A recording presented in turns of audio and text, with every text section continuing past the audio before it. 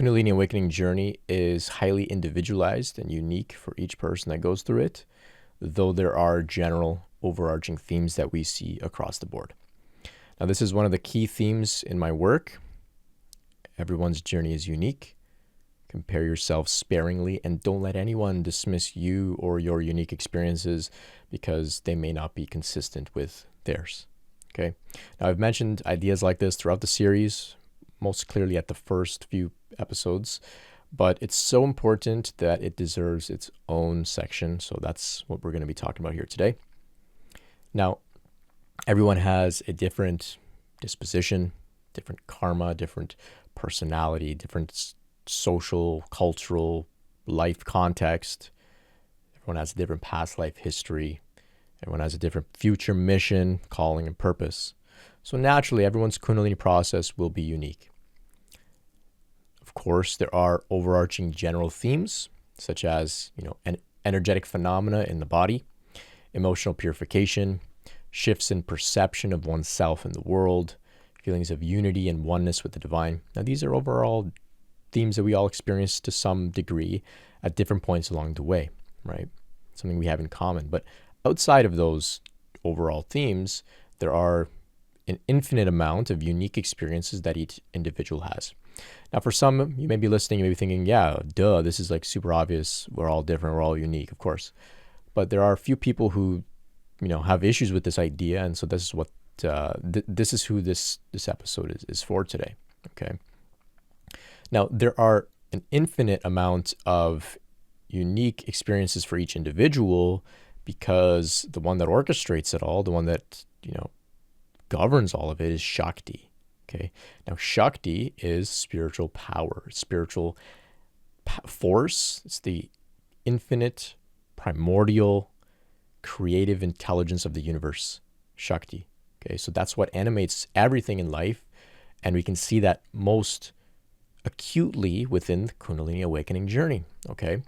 So it is the most powerful creative force. So it creates everything. Everything you see is all animated and created by Shakti.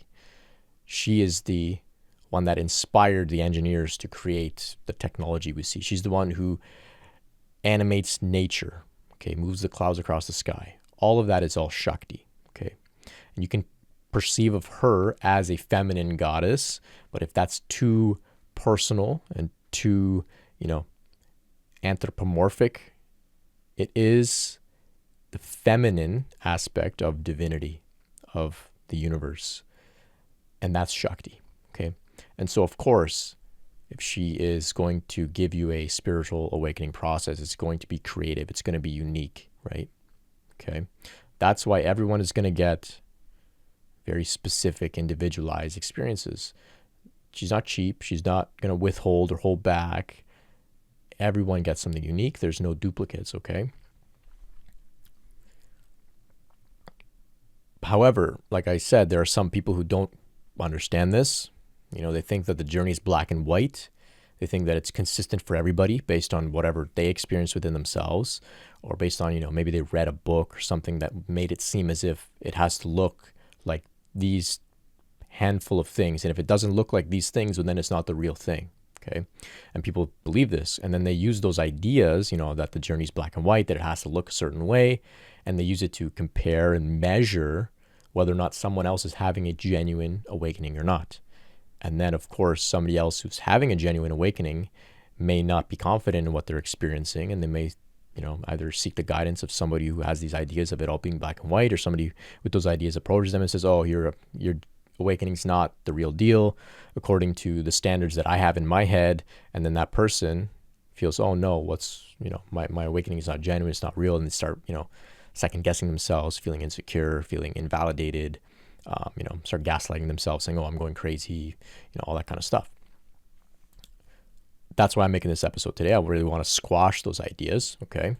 I'll give you some examples, for instance, the other day, somebody reached out and they asked me, hey, Brent, did you see a blue pyramid when the Kundalini awakening, the Kundalini energy rose from the root chakra up to your crown chakra and, exited your crown? Did you see a blue pyramid? And I said, no, I didn't see a blue pyramid. And And they said, oh, well, that's what happened to me. And I had a complete awakening. I know I had a complete awakening. And I saw the blue pyramid. So therefore, your awakening isn't complete, Brent. And I thought, what? Huh? This person thinks that the divine only has one thing that a person can be shown when, Kundalini blasts open the crown chakra. And they think that one thing is a blue pyramid.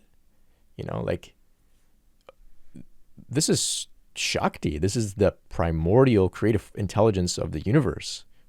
Okay. So she has an infinite amount of unique things for us all to experience, and no two mystical experiences are perfectly identical. Like I said, for some, this may be really obvious, but, somebody reached out asking if I saw the blue pyramid, and when I said no, they said, oh, your awakening wasn't real because I saw the blue pyramid, Another time someone asked me, they said, hey, did you have that dream yet where you were laying on a table and a bunch of monks surrounded you with and gave you some healing with their hands, like an energetic healing? Did you have that dream yet? And I thought, what do you mean yet? Of course I haven't had the same exact dream as you. Not everyone's going to have the same exact dreams, right? Dreams are like, there's no limits in dreams, like infinite possibilities in dreams, especially. So why would I have the exact same dream as you? Why would you assume that, I'm going to at some point have it, by asking me, oh, did you have that dream yet? And so some people feel, like I said, like this is a black and white thing. Like we're all going through a linear progression of the exact same events and experiences and checkpoints.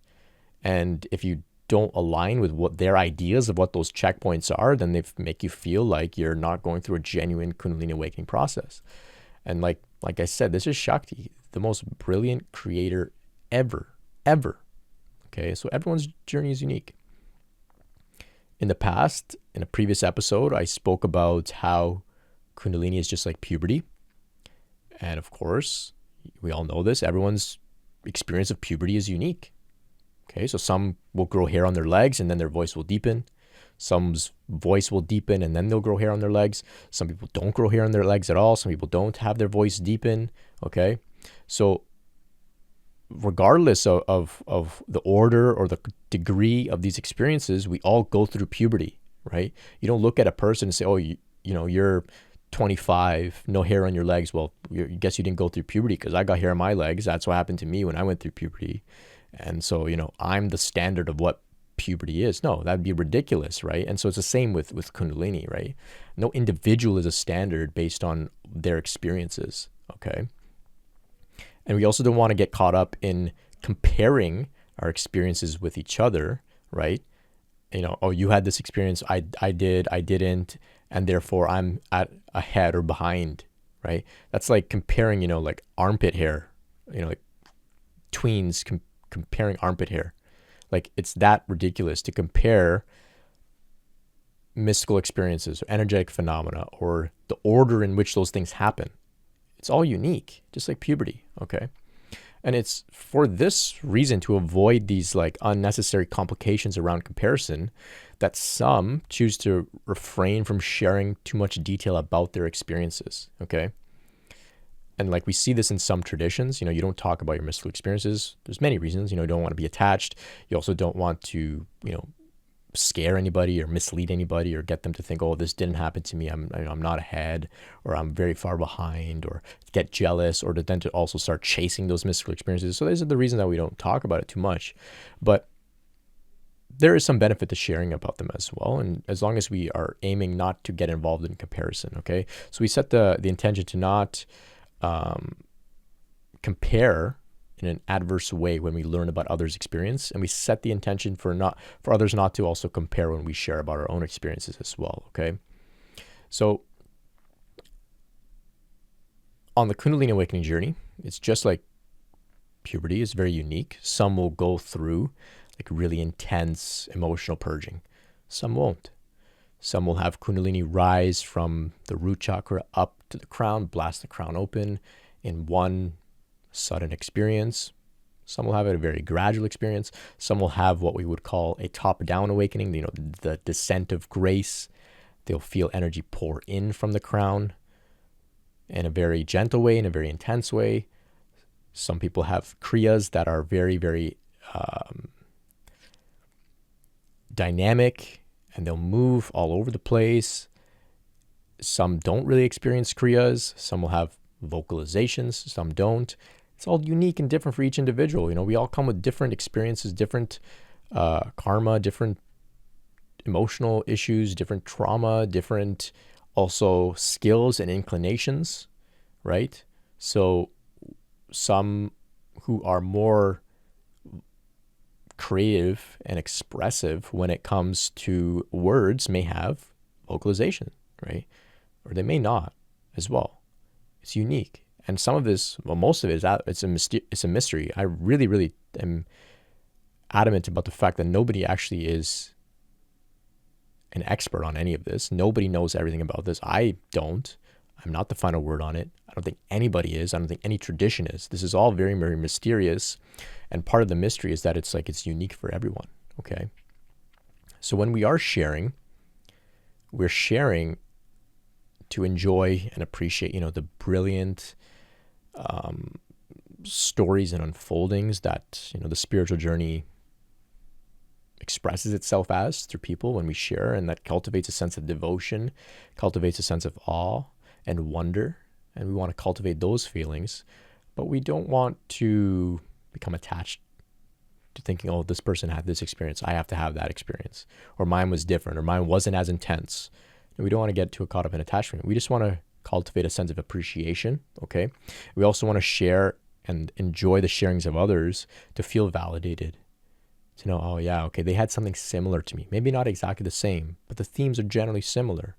Or they had something that's as weird in its own way as I had something as really weird happen to me. And so, they had something weird happen, I had something weird happen. It's okay, I'm not going crazy. So we feel validated in this way, but we don't want to get caught up, like I've been saying, in, intense comparison. I've interviewed many people, and I plan to interview more. If you know anybody interesting, you can send me an email with some of their information. I'd be happy to consider having them on the show. But my intention with interviewing people is to show that this journey is unique. It's unique for everybody, okay? So everybody that I've interviewed so far has all shared something very unique and different about their path and the way it unfolding, the length of time that it unfolded, when it began, some of the challenges they faced. Some people were drawn to certain traditions, certain practices. Some people, ran the other direction from certain traditions or practices, okay? And so overall, though, if we were to conduct an analysis on all of the interviews that I've done so far, you'd see, you could extract there are certain overarching themes, right? And like I said, themes around healing, themes around self-love, themes around union with the divine, and of course, themes around being a human being. It's very, very important as well. Being a human being. That's also a central theme on the Kundalini Awakening journey. It's not about being anything but human being. The humanness is integral to this process, okay? So I invite you to check those interviews out if you haven't already, just to get a sense of what I'm sharing here. And of course, it's not just limited to the, my own material and podcast. Look around you. Look at the works of people that have gone through Kundalini Awakening. It's also unique and different, okay? So keep this in mind. Everyone's going to have a unique journey. Let go of any attachment to comparison, especially if it's, seeking out the experiences that others have had, and honor and appreciate your unique journey, and enjoy the ride from that perspective. So that's my journey. That's my message for you today. You can visit brentspirit.com for more free content just like this. I've got some blog posts, some ebooks, some more talks on Kundalini, talks on spiritual awakening in general as well. You can also find out how to meet with me one-on-one if you'd like to do that. You can also make a donation if you'd like to support me in this work. And if you'd like to contact me with any questions about your spiritual awakening journey, I'll be happy to give you a response. brentspirit.com is where you can find out more. Thanks so much for listening. And until next time, much love and peace.